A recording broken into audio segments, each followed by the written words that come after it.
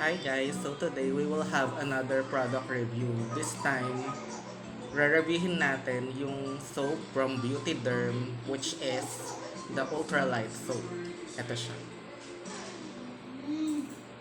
So ito, first time ko pa lang siyang matry. Pero ang natry ko na before na sabon nila is yung una, yung Papaying soap, which is yung color orange. And then second is yung View Charcoal soap. So far for me, yung dalawa sobrang effective niya for me. Kasi nakatulong sila sa mga skin problems ko.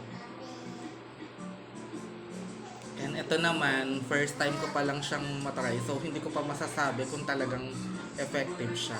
Pero as you can see, kakatapos ko lang maghilamos. And yung skin ko, sobrang oily niya kanina. Pero ngayon, kita niyo naman.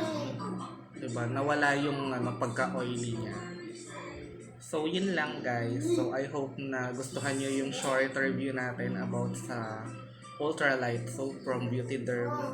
So, yun lang guys. Bye!